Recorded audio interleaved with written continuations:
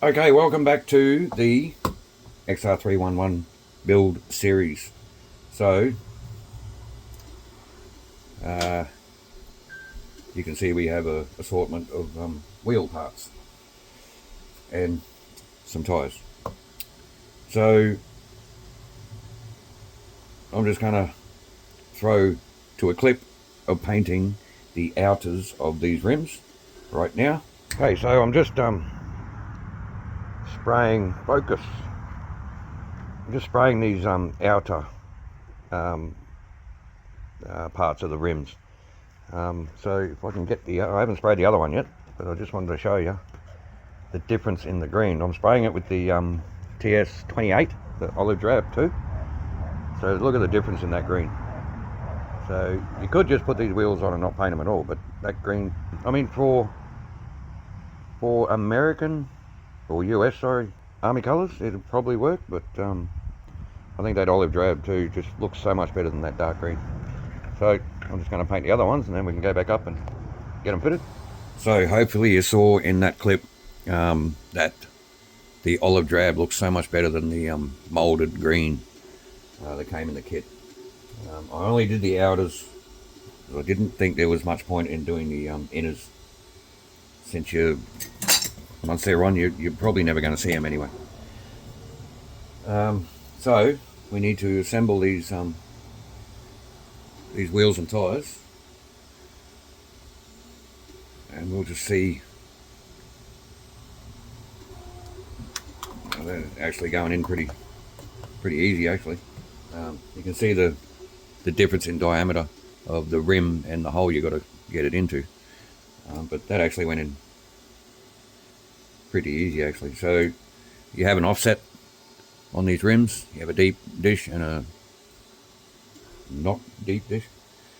Also the inners and outers have a different offset, much like your Hornet rims basically.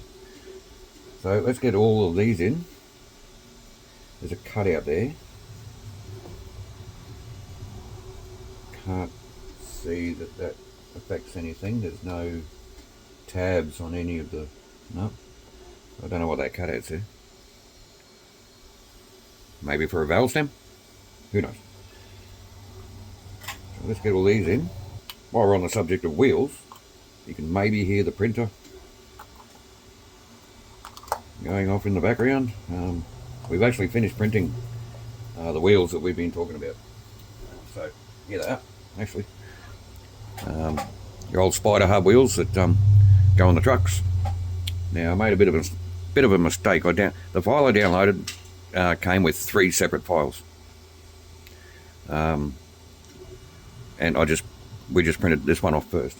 But it turned out that these rims were for super singles. So that chrome one's the original rim off the truck, and this one is the obviously the printed one. But it's way too wide, so we're actually printing off the skinnier rims at the moment. So you're going to see all that in the truck video whenever that comes out. We've got a lot of other stuff we need to do for the next installment of the Grand Hauler build. So this is going to be tricky because you screw these on with 2mm screws by the looks of that. It'll tell me down here, yeah, 2x8s. But they are JIS screws. It'd be, I know I'm asking too much of Tamiya here, but it would have been really nice to have socket egg cap screws to put the wheels on. That'd just make things so much easier. So this is where it's going to get not tricky, just fiddly. So you have to line up all of those 5 holes, and I just thought of something. So let's just do one here. Okay, so we have basically a completed wheel. All our holes are lined up. Now this is going to be the fiddly part, is lining all those holes up to screw it on. But you see there's a shiny dot in the middle of the wheel. There's also going to be 5 shiny dots where the screw heads are. So once all the wheels are on, I'm going to come in with a brush and just brush touch all those up with the olive drab green. So I think the rears are going to be easy because those hubs are hard to turn because obviously they're hooked up to a motor. The fronts spin around freely, so I think the fronts are going to be a little bit more difficult to line up. Once you get one screw in, I think you're pretty fine from there. Let's just get all these inners and outers, and they look like a really big hole for a 2mm screw as well. Where's my... I'm going to get a hex driver and try and line up these holes. If you can get them lined up straight away, it's going to be a lot easier for you. And they also don't kind of hold themselves in to the tyre very well, so it's a good chance they can fall out when you're trying to fit them. Yeah, see, it's just not a very good fit. So I've got one hole lined up and all the rest are not lined up. So that's something we're going to have to address. And after saying it's not a very good fit in the tyre, now I can't get the bloody thing out. Alright, we're just going to leave it because this really is going to be Zach's job. Sorry mate, but you're the guy for the job, I think. So just remember to put the wide inners into the side that has the deep dish. So I'm just getting these lined up roughly. That one's very roughly. So the inners seem to hold themselves in there pretty good. It's the outers that are loose. So I'm going to have a go at one of them, and then I'm probably going to hand it over to Zach. And of course I'm going to do the rear because that's the easy one. I'm going to pick this one actually because this one's lined up. It's actually not, but it's okay. So let's just spin it until we find a hole in the hub. And I'm going to need my tweezers here. Are you still in frame? Yes. You can't really see what I'm doing, but so until you get this first screw in, everything's going to be sort of flopping around, and there might just be a little bit of wiggling to try and line everything up. And obviously it's not working for me. This is very, very, very fiddly. I know this is an early design, and I can appreciate the complexity of this design from a mechanical point of view and from a modelling point of view actually. But I cannot imagine a teenage kid trying to put this kit together.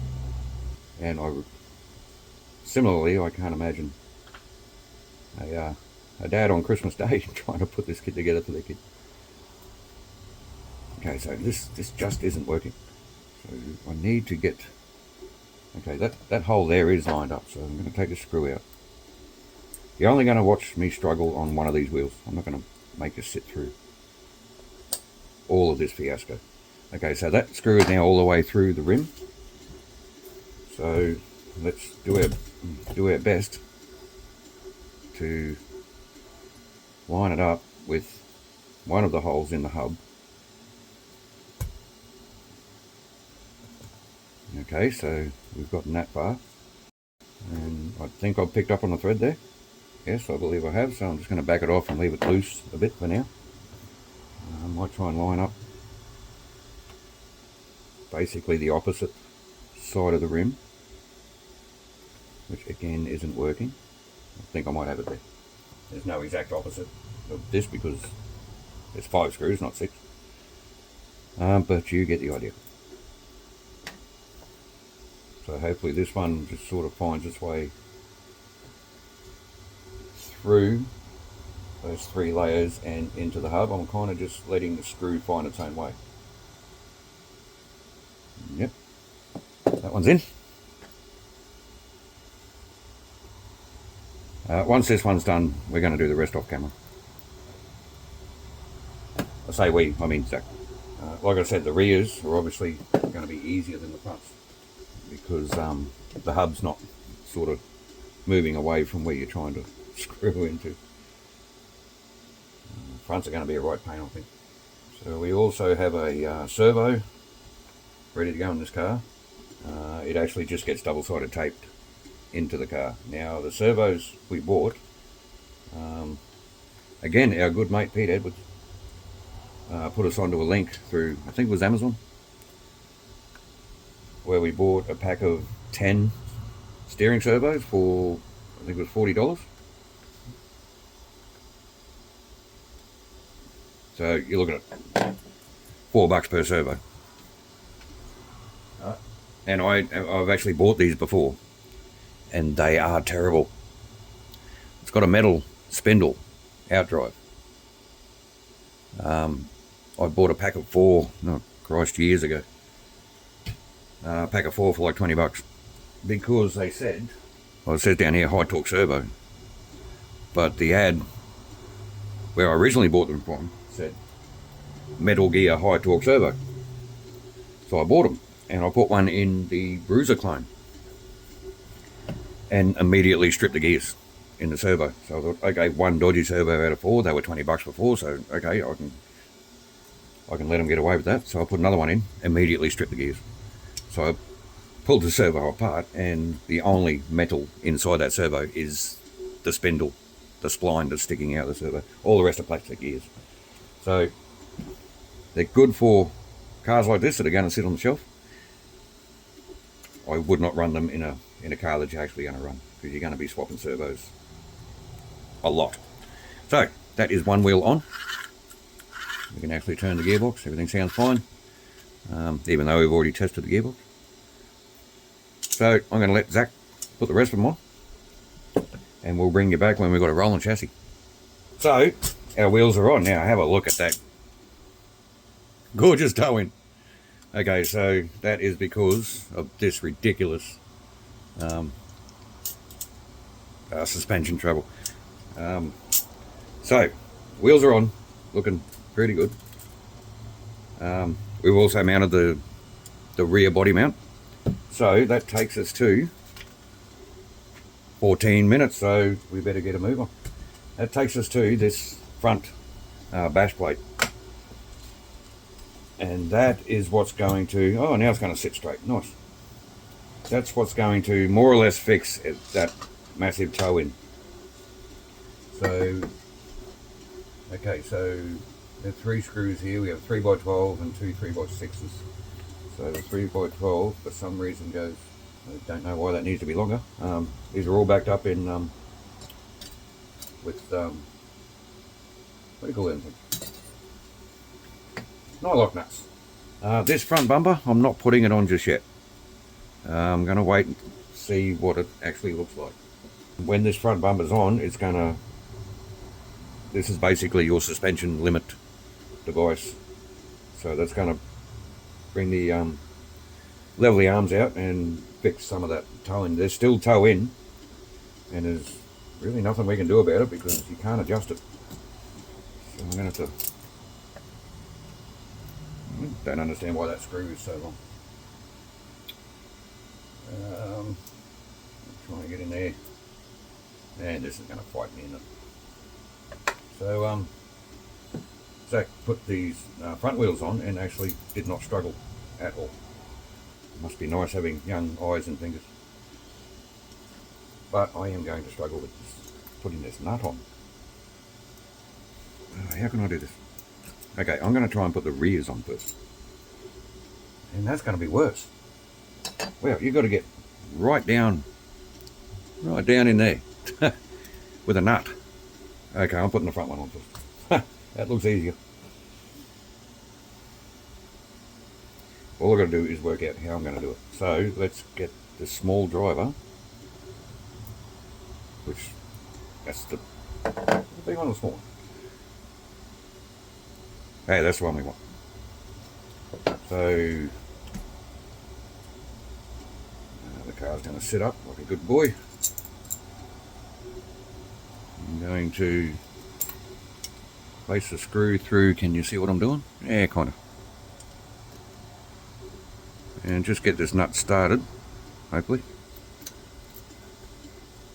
Doesn't feel like it wants to start. Actually feels like it wants to cross thread. What's going on here? Okay, there we go. Okay, so the nut's taken up to the nylon portion, so I am going to start using the JIS driver and just, if I can, for the whole build this car is just trying to hang on to 14 different things at once. I mean, I'm not complaining, that's a challenge, it's great. But man, when you're not used to it, maybe if I set it up this way. Ah, that's easier. Okay, so I just took that up and just backed it off a bit until I get these other two in, because I need to move that plate around to line up the holes. Now these are going to be a trick.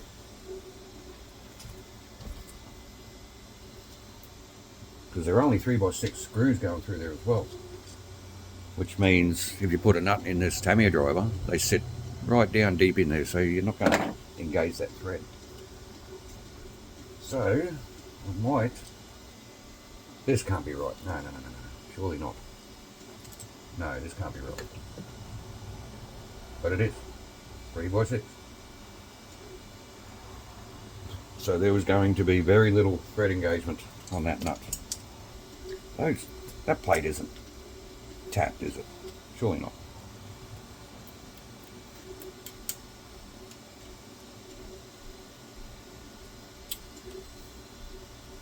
Okay, now I'm confused. Okay.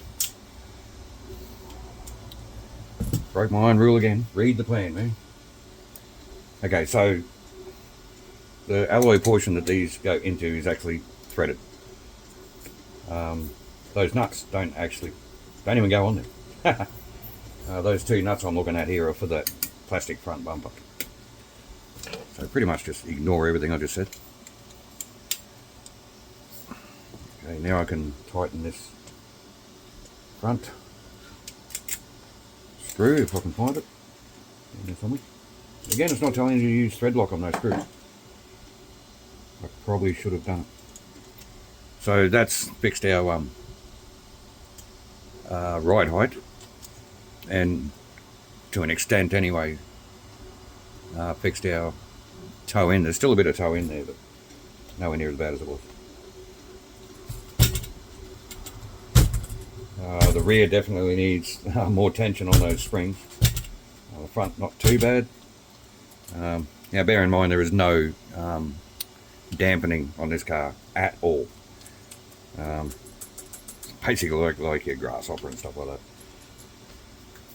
So that is a rolling chassis. Where are we up to? We're actually up to 20 minutes raw footage. So all we got left to do for this is to fit the steering servo and put that bottom plate on. I'll be back in 2 secs. Okay, so now we have a completed XR311 chassis. So I've mounted the servo. Now I'm going to give you a tip for the servo. It tells you in the instructions to use double-sided tape up against this plate here. Probably work fine. These servos, pull them out of the packet, they are covered in oil. We cleaned the servo as best we could. It still would not stick to the double-sided tape, so I just ended up just wrapping a zip tie around the servo onto that plate. Again, the car's not getting run. It might get a light drive around. Yeah, this rear suspension that does need more tension. The front's fine. It's actually pretty stiff. We did hook up the servo tester. I'm not going to do it again. The steering works fine. And this clear plastic cover on the bottom. Zach was asking if we had to paint it, and I said absolutely not. You really want to see that that suspension detail, and yeah, working and everything. So that is going to wrap up this video, and indeed the build series of at least the chassis for the XR311. The next episode we're going to start working on the body, the painting. That is going to be a long process. I might not show all of it, but I will show most of it. There's quite a lot to go into it, but as a bit of a sneak peek, let's just have a look. So you get two brass mounts that screw into here and then clip into that mount, which obviously isn't hooked up yet, but can we bring you out? Yeah, that's a bit better. That is going to look so good. Now this front plate, oops, doesn't have a differential. This front bumper, I still haven't decided if we're going to mount this onto it or not. That actually doesn't look bad. It looks better than the big old bit of alley sticking out. I don't know, what do you guys reckon? There's a top view with the, you can bring it back in. What? You can back in again. What? Okay, so you got that bit of alley sticking out, and then you got this kind of Italian mustache looking thing on there. I reckon that doesn't look too bad. Yeah, I think I might put that on. Won't do it now. So, there you go. What do you guys think? I'll go into more detail about what I thought about the chassis build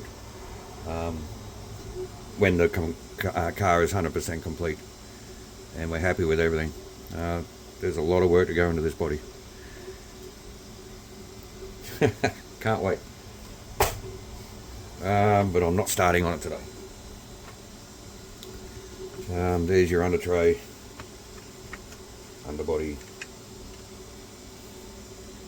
which I believe gets glued to the main body. A lot of gluing in this kit. And wait, let's just have a look at something. And yes, see that body, oh, there you go. Where that body wants to sit, you can see these bits of alloy. They're kind of tucked in, so I don't know. We'll wait until the body's on, and if I don't like it, I can just come back and paint these bits if I want to. So I've just decided right now, talking to you guys, I am going to run the car. I'm going to put electronics in it. I'm going to set the throttle to about 30 to 40%. It's on low gearing. That servo isn't very good, and we're just going to drive around. The downside to this, I can't even put crappy old wheels on it and put the new ones on so they don't get dirty. But, you know, things can be cleaned. But we're just going to do a light run around the yard just so we can see the actual car driving around. I think it's going to look pretty cool. So, let us know what you think. I don't know when the next video is going to be on the body painting. But we're going to try and get to it as soon as we can. Like I said, today is Saturday. We leave for Townsville very early Thursday morning. So you're not going to see most of these videos until probably then anyway. So, and I think I'll still have to buy paint for the body. So I'm rambling on now. Thanks for watching. Thanks for your support. Actually had a lot of fun building this. But we'll get into that at the very end of the build when it's complete. Thanks again. Have a good weekend, or week, or day, or whatever time of the year it is for you guys. Bye.